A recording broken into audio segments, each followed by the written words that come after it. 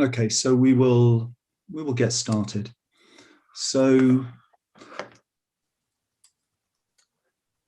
hello to you, and my name is Stephen Turner. I want to thank you very much on behalf of the Law School and the Human Rights Centre at Essex University for joining us for this session. It's a very great pleasure and an honour for us to welcome two very distinguished guests, Elizabeth Mrema and John Knox, who will be speaking on the topic of biodiversity, climate change and human rights. Before proceeding with the introductions, there will be a time for questions and answers at the end. So please put any questions that you have at any point during the discussions in the Q&A box at the bottom of your screen. And of course, we do apologise if, due to time constraints, it's not possible to answer all of the questions. Please also note that the sessions and this session is being recorded and will be made publicly available on the Essex YouTube channel. Therefore, you can anonymise yourself in the list of attendees if you wish to do so. So without any more ado, I would like to introduce you to both Elizabeth Mrema and to John Knox. Elizabeth Mrema has had a long and distinguished career in the field of law and protection of the environment. She is currently the Executive Secretary of the United Nations Convention on Biodiversity. Previously, she was the Director of the Law Division at UNEP and worked at UNEP for over 2 decades. Prior to joining the Law Division in UNEP in June 2014, she was the Deputy Director of the Ecosystems Division in charge of coordinating operations and programme delivery from 2012. And for 1 year, also served as acting director to the same division. In 2018, in addition to her role as the Law Division Director, she was also the acting director of the Corporate Services Division, where she led the management of the human resources, financial operations and management and other administrative functions for the entire organisation. Elizabeth has undertaken numerous other key roles relating to specific environmental conventions. She was trained in law originally in Tanzania and Canada, and also received a postgraduate diploma summa cum laude from the Centre of Foreign Relations and Diplomacy in Dar es Salaam. Moving on to John. John Knox is the Henry C. Lauderman Professor of International Law at Wake Forest University. He is an internationally recognised expert on human rights law and international environmental law.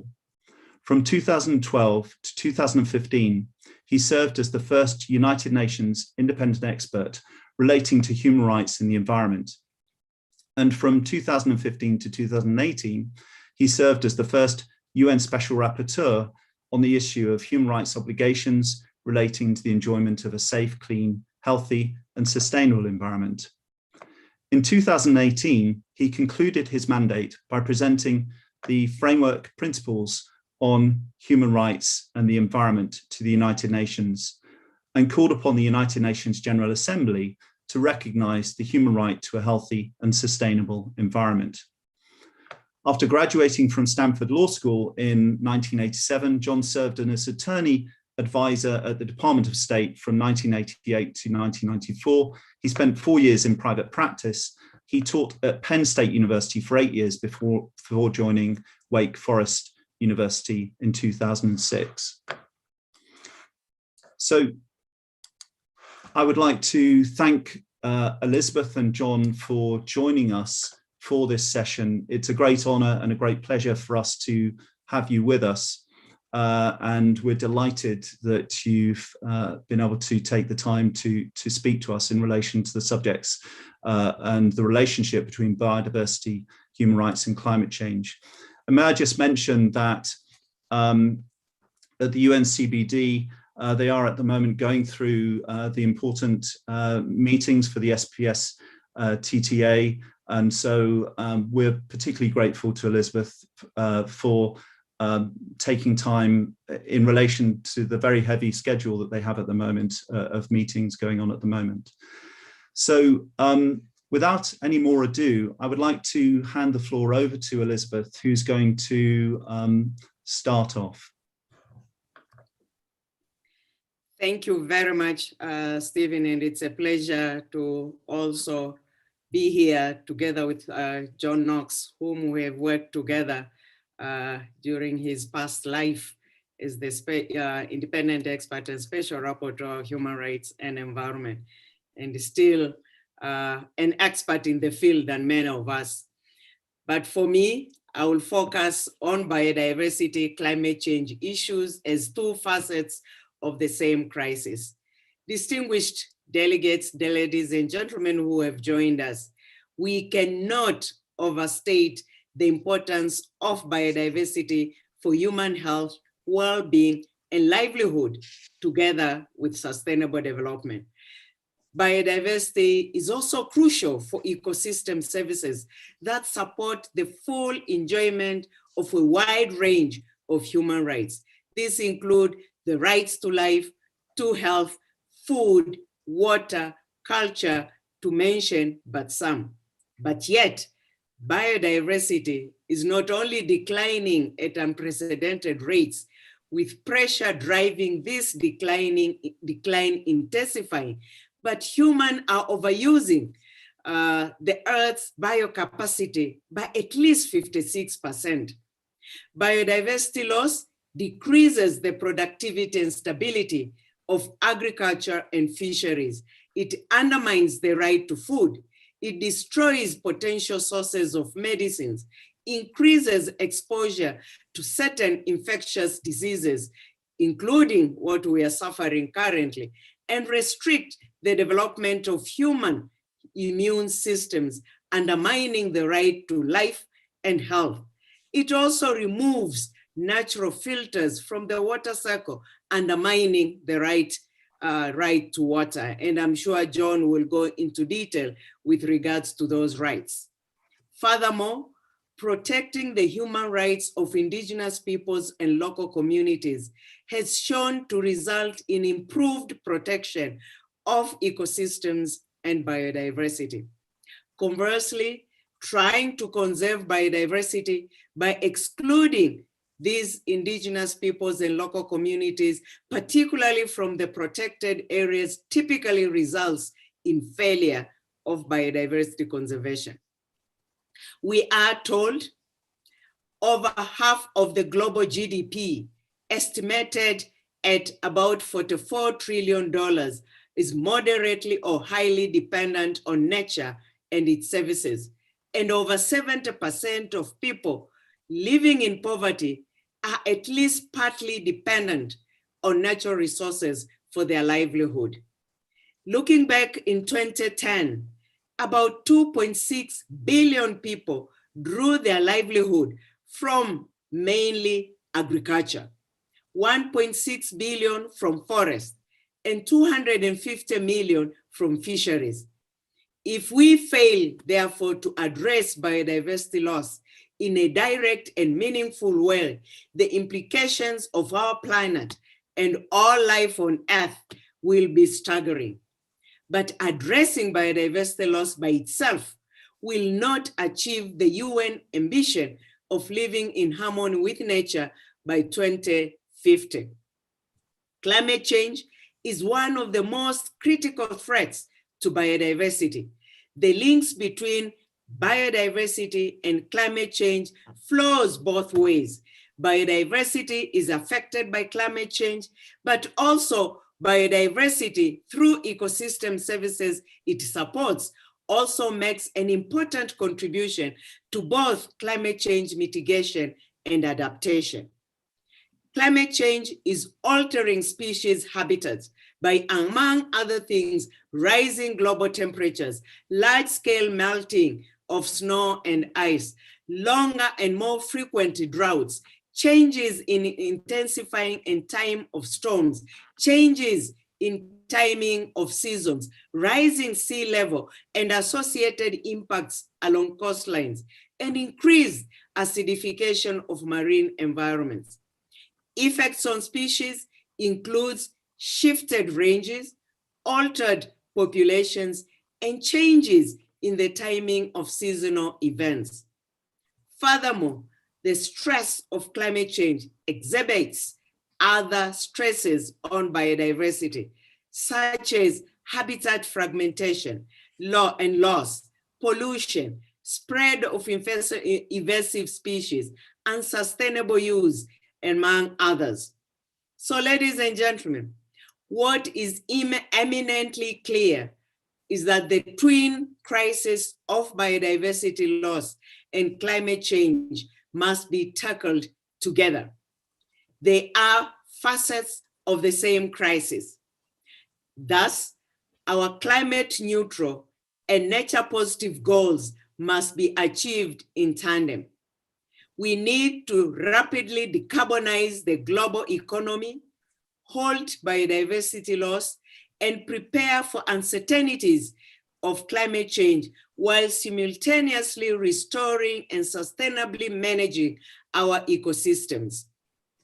We must ensure that biodiversity safeguards are well integrated into national climate plans to reach emission reduction targets.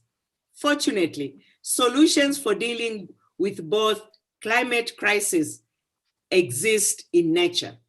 Nature-based solutions are defined as actions to protect, sustainably manage, and restore natural and modified ecosystems that address societal challenges effectively and adaptively, simultaneously providing human well-being and biodiversity benefits. So nature-based solutions not only reduce emissions of greenhouse gases and sequester more carbon, they also build resilience to climate change, as well as provide water filtration, flood buffering, and disaster risk reduction, while improving soil health and biodiversity.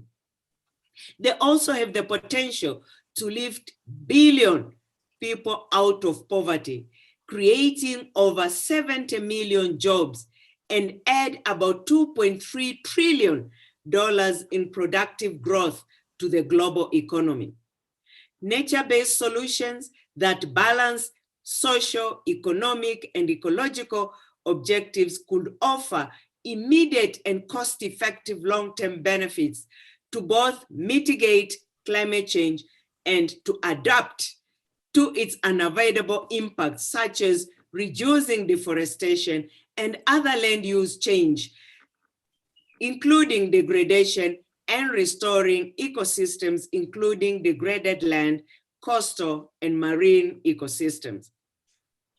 The fifth Global Biodiversity Outlook identifies a sustainable climate action transition as one of the key areas of transformation towards a more sustainable pathway of development. This transition recognizes the role of biodiversity in sustaining capacity of the biosphere to mitigate climate change and enable adaptation through resilient ecosystems. This transition also acknowledges the need for a rapid phase out of fossil fuel use while avoiding negative impacts on biodiversity.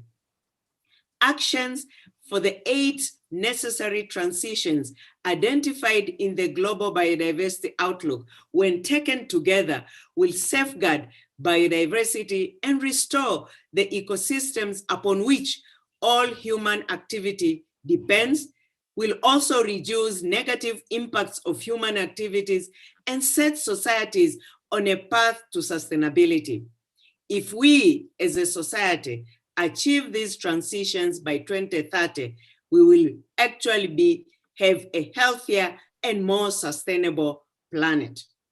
The post-2020 Global Biodiversity Framework, currently under negotiations and set to be adopted later this year at our Conference of the Parties to be held in Kunming, China, will be a crucial companion to the Paris-like agreement and land degradation neutrality targets. One can therefore not succeed without the others.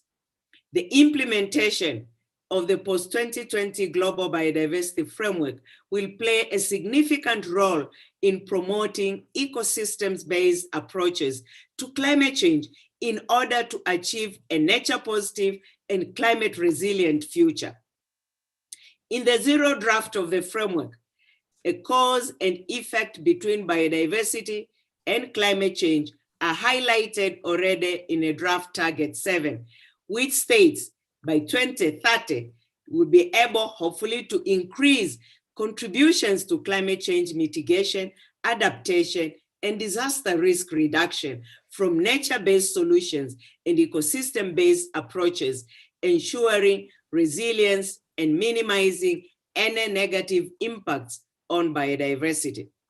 The post-2020 Global Biodiversity Framework is being developed around a theory of change and aims to galvanize urgent and transformative action by governments and all of society contributing to the objectives of the Convention on Biological Diversity, as well as other biodiversity-related agreements, processes, and instruments.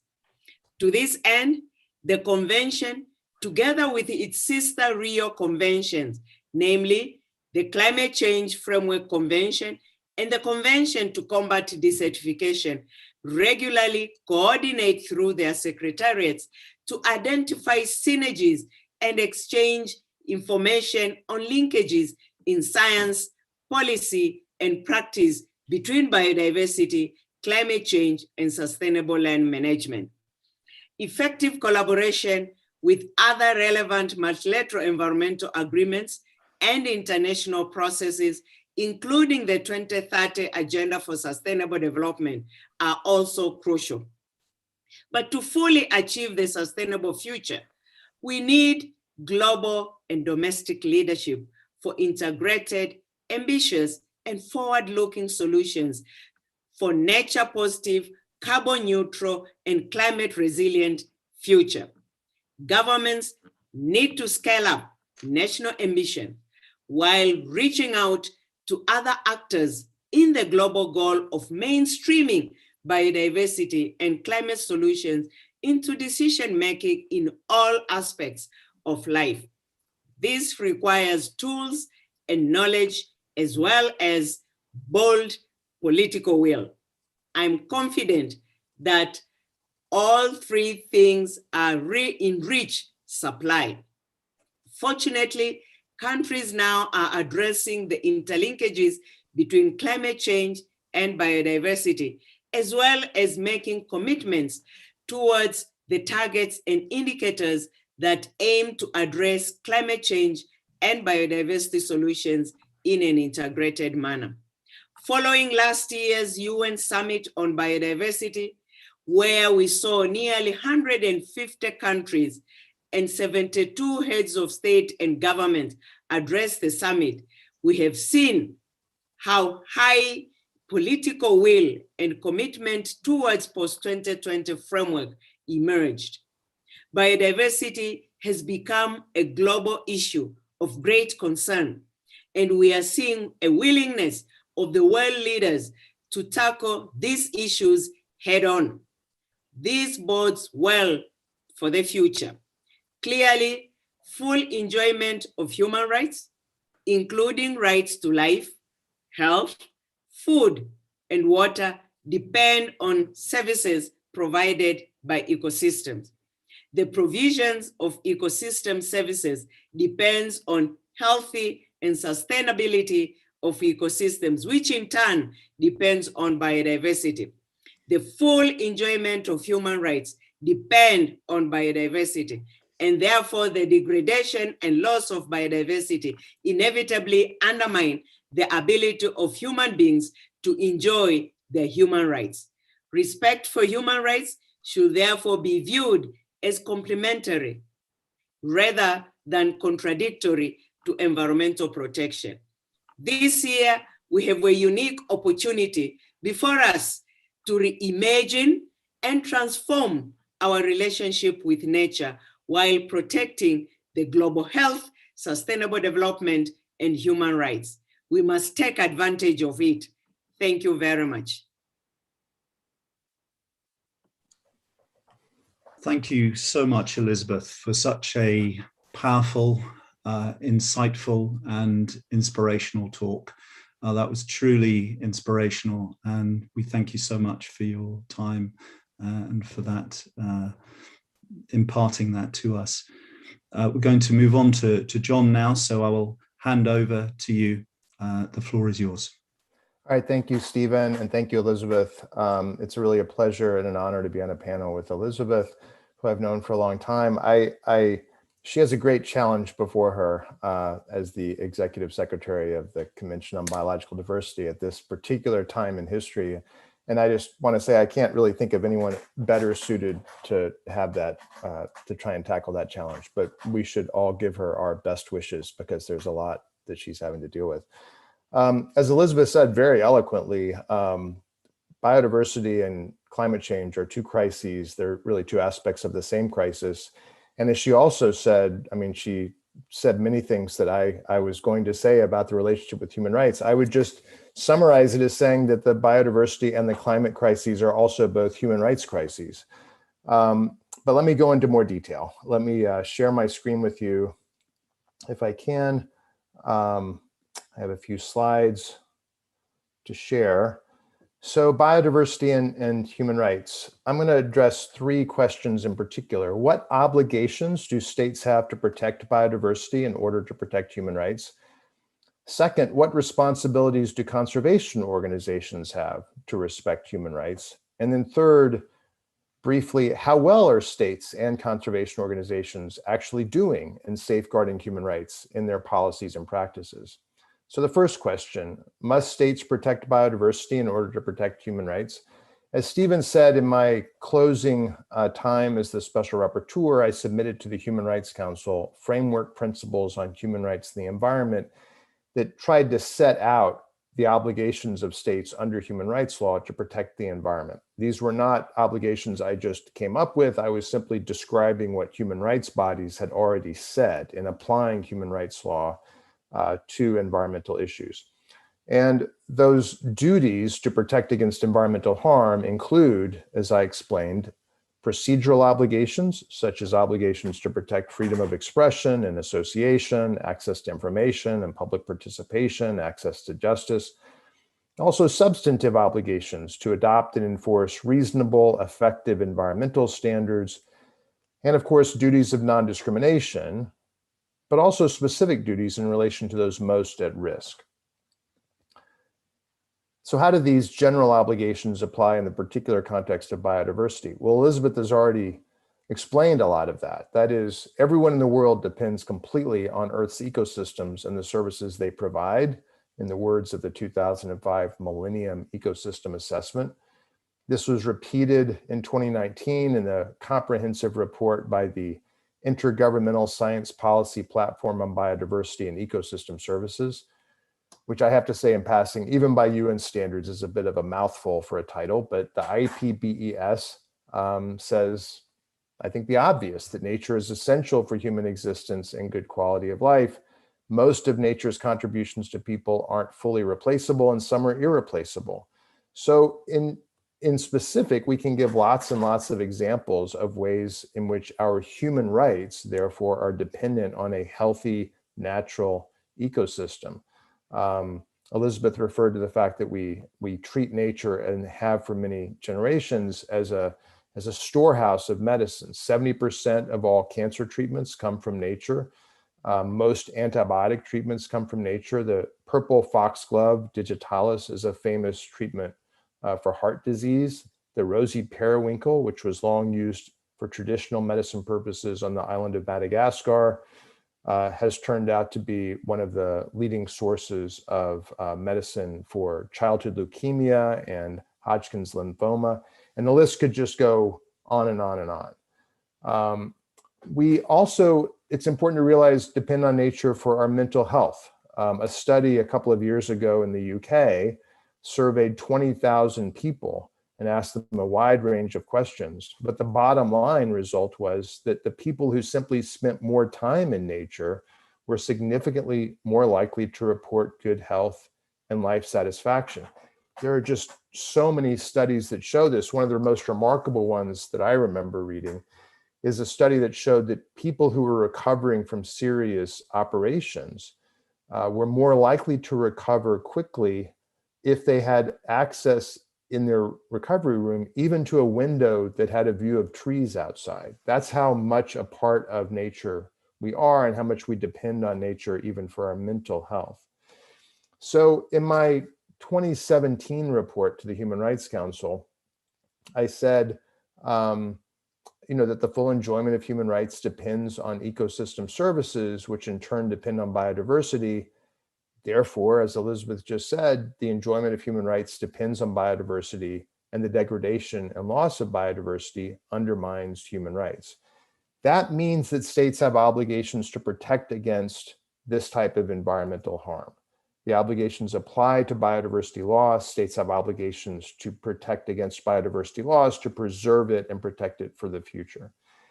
But I want to emphasize, as Elizabeth already pointed out, that while biodiversity loss affects all of us, it especially harms those who live most close to natural ecosystems. Indigenous peoples around the world occupy a great proportion of the remaining terrestrial areas with very low intervention. That is, the remaining natural ecosystems in the world overlap to a really huge degree with the lands that are traditionally occupied and used and owned by indigenous peoples. And when you add in other types of, let's say, traditional communities that include Afro-descendants in Latin America and local communities that may not be indigenous, but nevertheless have close traditional ties to their ancestral lands, the numbers go up even more.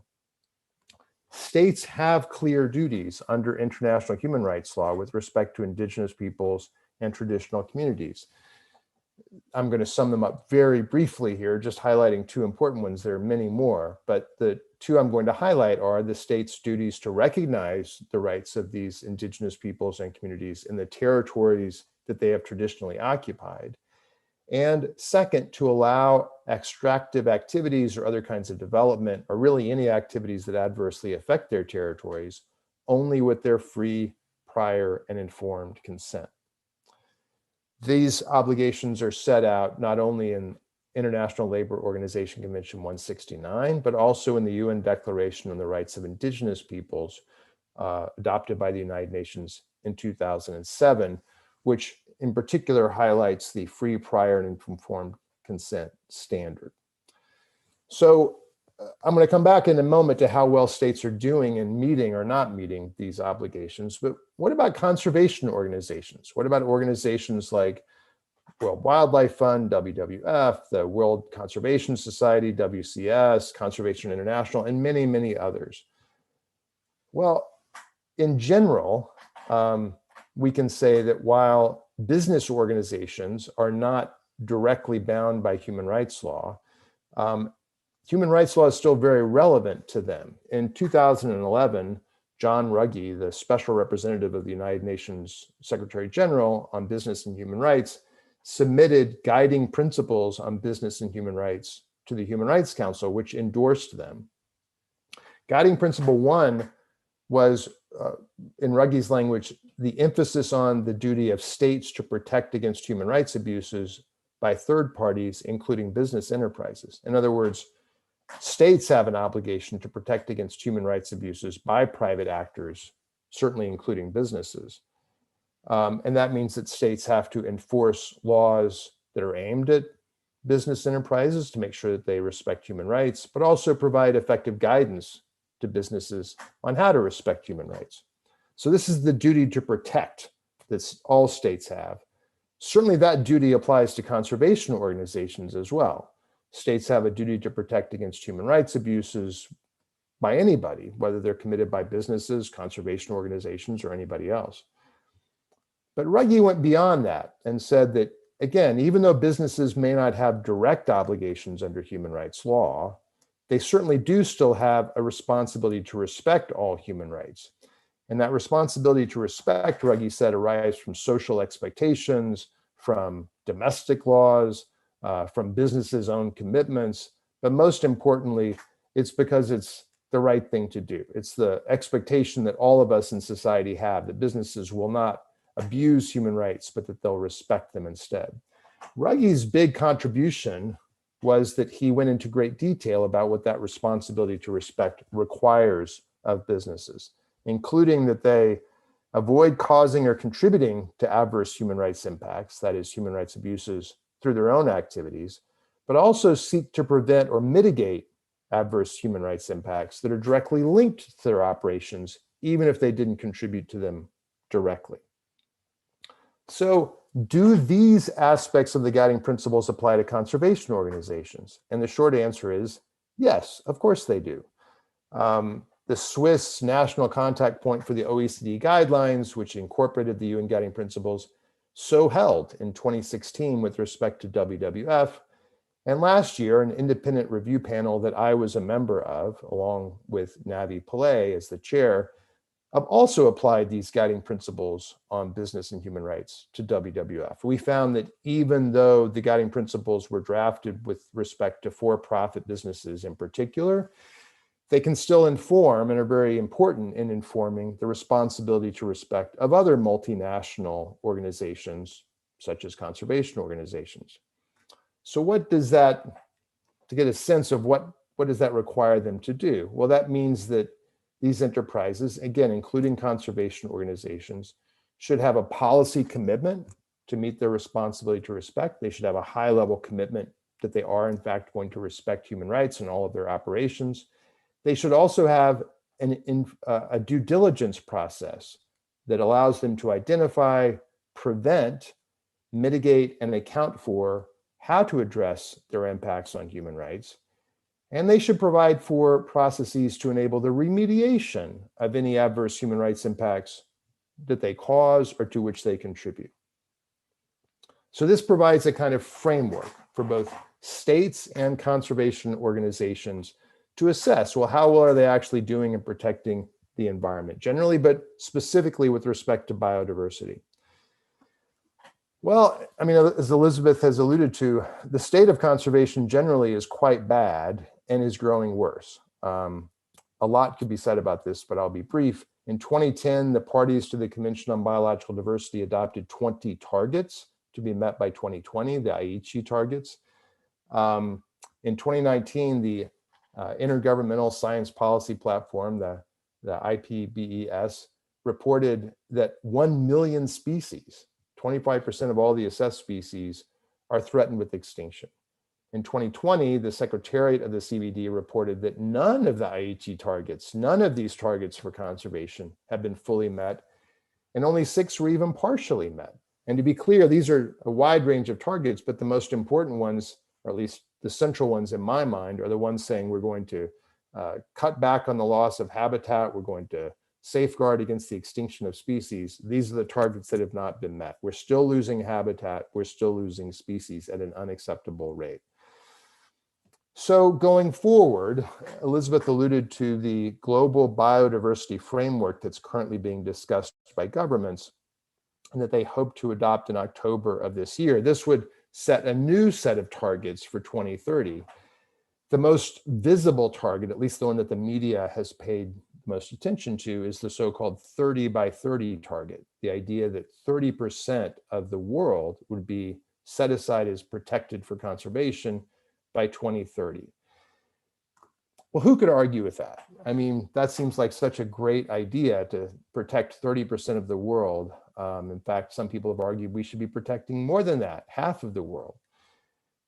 Well, the problem is many of the people who actually live in the natural ecosystems are quite concerned about this 30 by 30 target because, again, they don't see it as adequately taking into account their human rights. And remember that protecting their human rights isn't only the law, it's also a really good idea for conservation.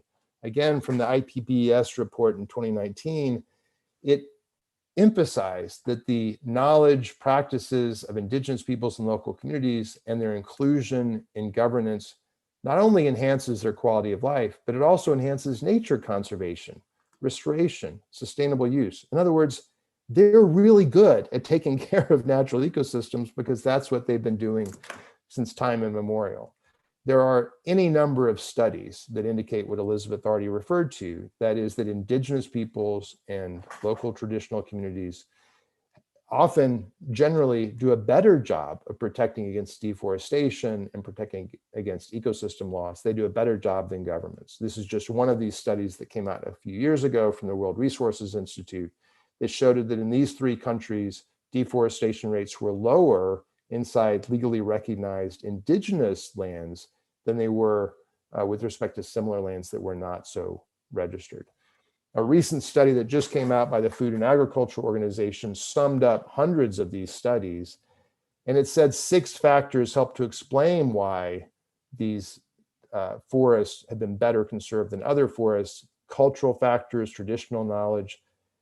And I want to emphasize the second one because it has to do with the law, that is recognition of collective territorial rights.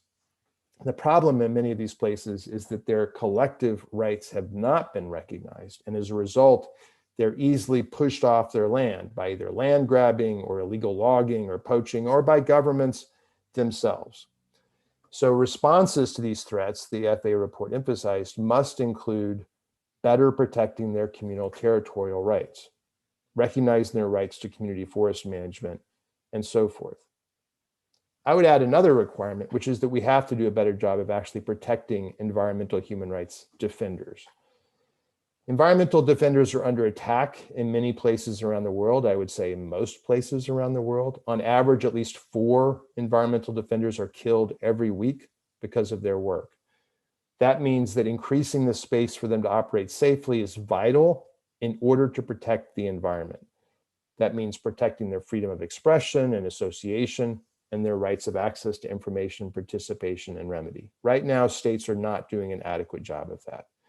They have obligations. Those obligations are clear. They're supposed to protect environmental defenders, refrain from restricting themselves, investigate any violations against them. But in practice, killings continue. These killings continue all around the world, but they're particularly bad in Latin America and the Caribbean, Southeast Asia, parts of Africa. In 2020, there were 229 killings of environmental defenders. That's 69%, more than 2/3 of all of the killings of human rights defenders in the world that year. This is according to Frontline Defenders. 26% of all of those killed were from indigenous peoples, even though that's only 6% of the total population. So indigenous peoples and other traditional communities are most at risk. Instead of protecting their rights, though, states often have engaged in what's called fortress conservation. This is Teddy Roosevelt and John Muir looking out over Yosemite National Park in the United States. Yosemite is a beautiful place.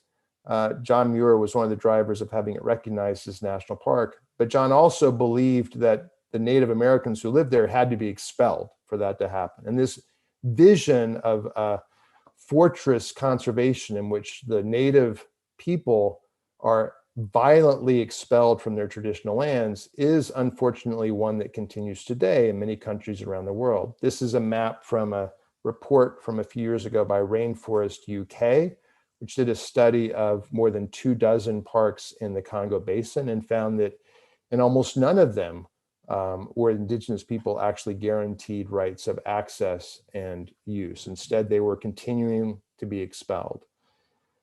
2 years ago, a series of articles in BuzzFeed came out alleging even worse, not just that people were expelled from parks in Central Africa and South Asia, but that when they tried to return back to their parks for subsistence hunting or just to visit sacred sites, they were often murdered, tortured, and raped by park rangers.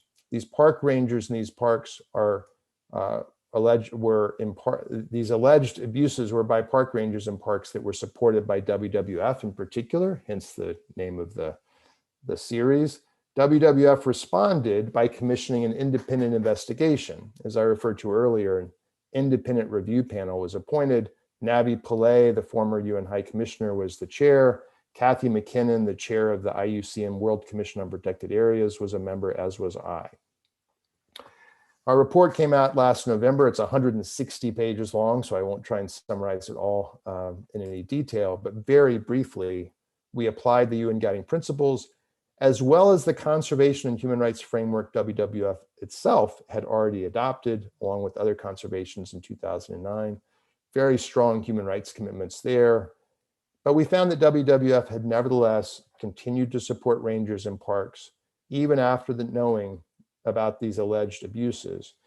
And we found that as an institution, WWF did not have effective safeguards to implement its strong human rights commitments by protecting against and providing remedies for human rights abuses.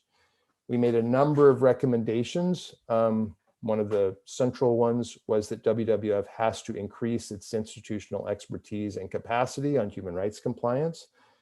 That meant in particular that the international board should add at least one member from Indigenous people, and that at the country level, each country office, each program office should appoint or designate someone to be the human rights person in that office, the person responsible for compliance with human rights issues. I'm sorry to say that WWF's response was disappointing, at least to me. I want to be clear here, I'm only speaking for myself. The panel no longer exists. I'm certainly not speaking for the other members of the panel. My own view is that their response was enormously disappointing. For example, they said they couldn't add an Indigenous member to the board because they had talked with Indigenous people and found that there isn't one person who can speak to or for all Indigenous people. And so it would really be inappropriate to add anyone. This is a ridiculous argument, I think. It's not one we would accept in any other context. The idea that because no one person can speak for an entire minority group, you shouldn't have anyone from that minority group on your board. It's self-evidently ludicrous, I think. They're not going to be adding additional people at the staff level. They are going to have a risk assessment. That's part of a due diligence process. They borrowed a risk assessment mechanism from the World Bank. That's important to assess risks. I think there's some issues with using the World Bank as a model, which I'll put aside for now.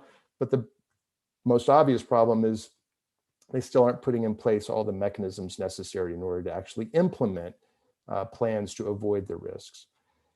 One of our big recommendations was that they be more transparent. WWF, like other conservation organizations, often only portrays the best possible take on what's going on.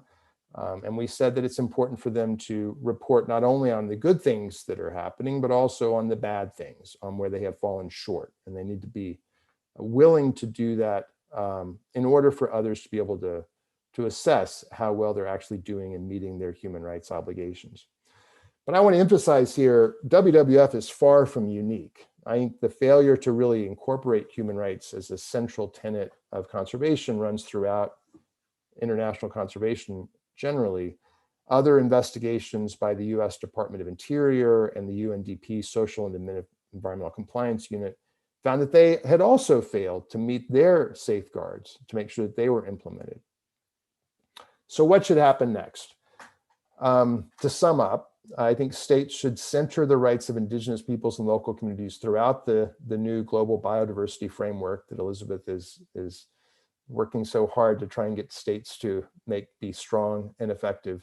And that means that protected areas and other conservation initiatives must respect the title, tenure, access, and management rights of Indigenous peoples and local communities, including the FPIC standard.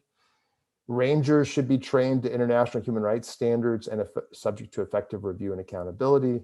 Local residents must have access to independent mechanisms in which they can make complaints and receive remedies. And there should be regular reporting by park authorities and conservation organizations on how they're actually meeting human rights norms.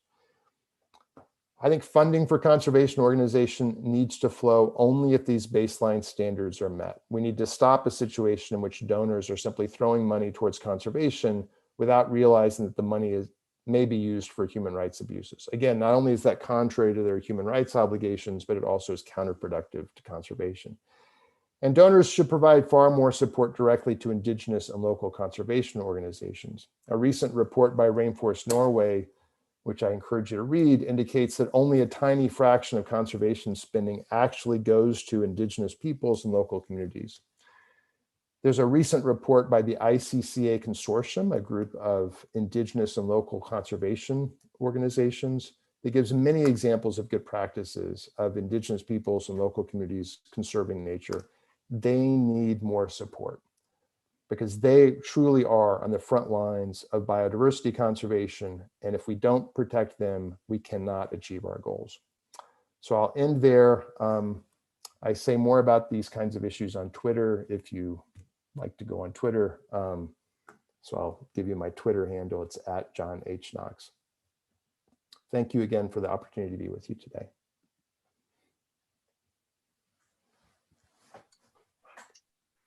John, thank you so much for another inspirational, powerful, and authoritative talk. I'm very grateful for that.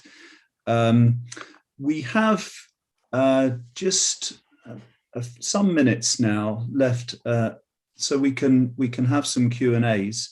I'd like to invite attendees to put questions in the Q&A box, which is at the bottom of your screen.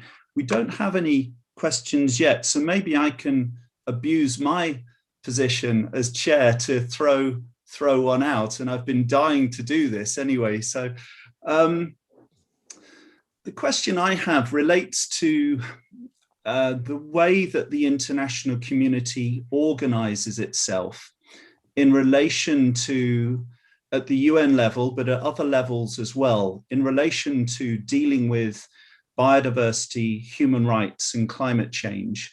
And of course, at the international level, we have the UN system. We have biodiversity has its own convention, climate change has its own convention, human rights are generally dealt with separately. And there are these obvious interlinkages that you've so well explained between the different areas. Are the challenges that are associated with making those linkages and dealing with those linkages adequately dealt with through this system where we separate out these challenges into these different international fora? That's my question. So I don't know who would like to start on that. Elizabeth, would you like to? All right, I can begin. When we look at international processes, international mechanism, probably that's where one can spot the major gap, because many times all these issues are dealt with by separate independent entities. We have a biodiversity secretariat, we get our mandates from the parties and the parties through the national focal points. You have climate change, it has its secretariat and gets its mandate from the same member states, but maybe different focal points. And therefore, at times, messages into the two may not be necessarily be the same.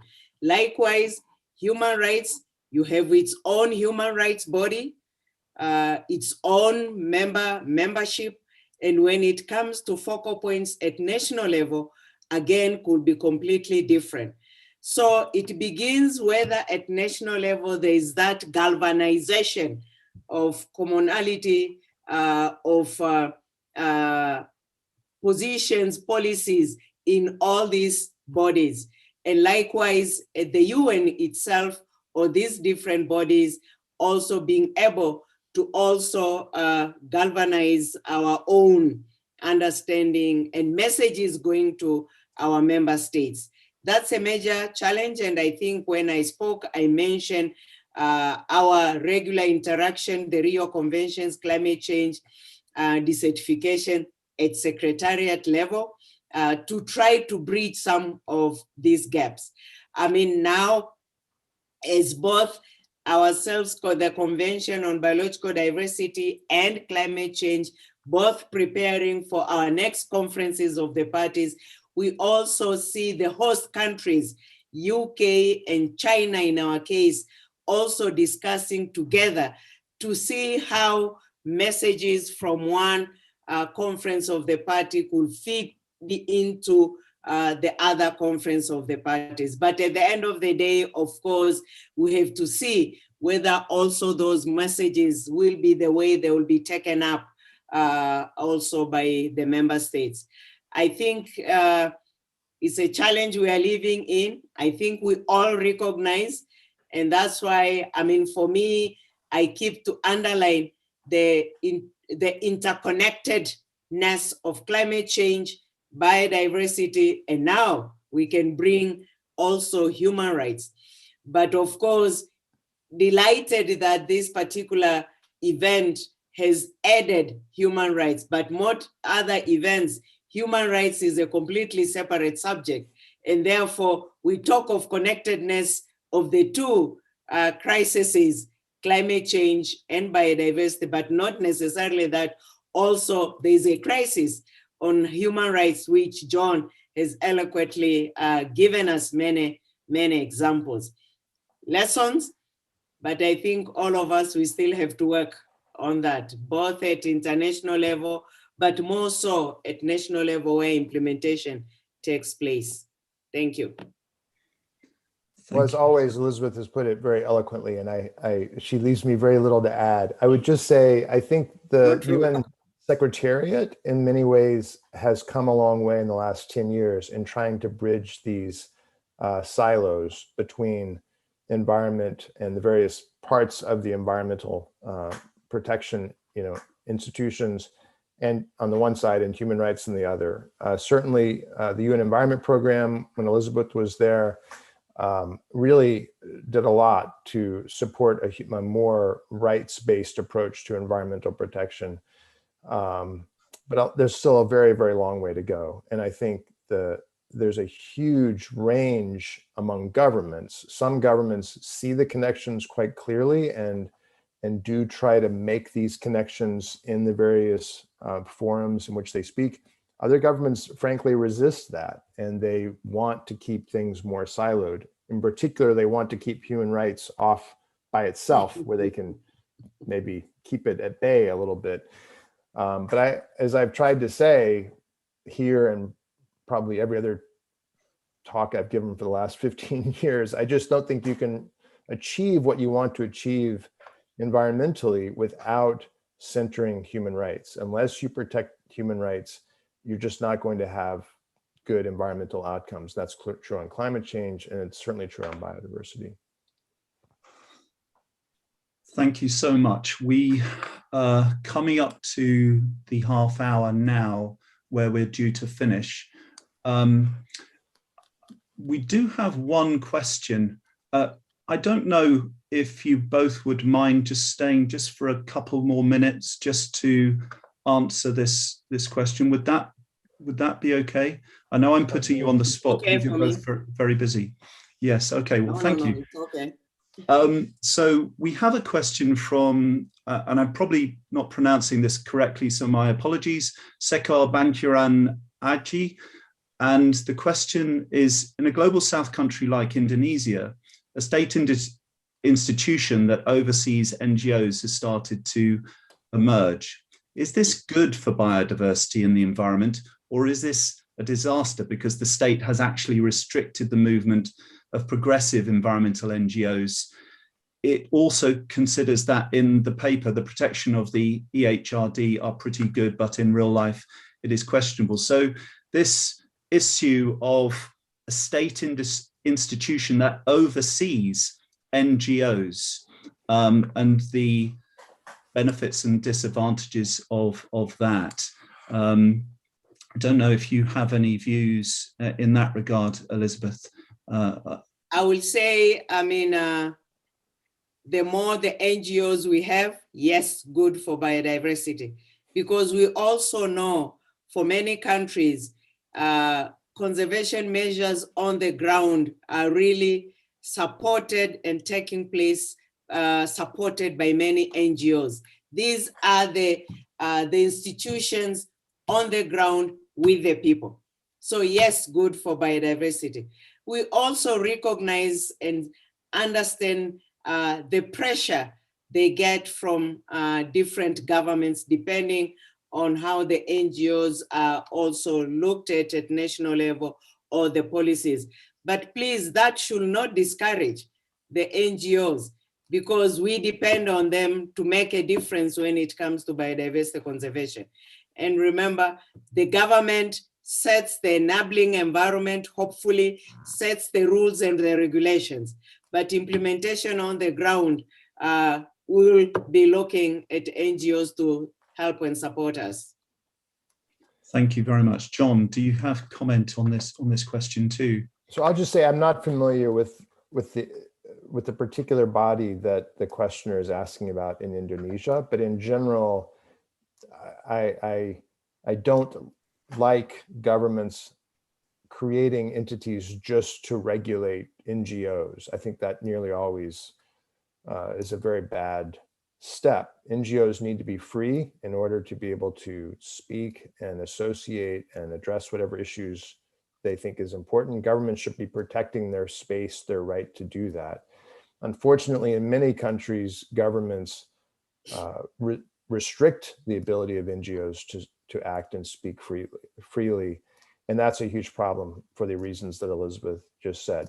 In order to protect the environment, we need a vibrant civil society that's able to call attention to issues, to be able to protect the rights of people, that has access to justice and the courts, that has access to international bodies.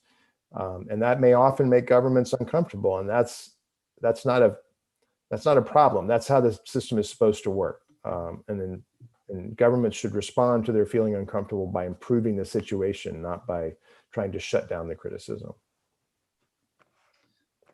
Thank you so much, John and Elizabeth, for those insights. And I'm afraid we're going to have to draw to a close now. We've gone over time. So it remains for me just to say thank you again to both of you for giving up your precious time to join us, and for the insights and the inspiration and the leadership that you both have given to the international community. We thank you for your time today, and it's so much appreciated. Thank you very much. Thank you, Stephen.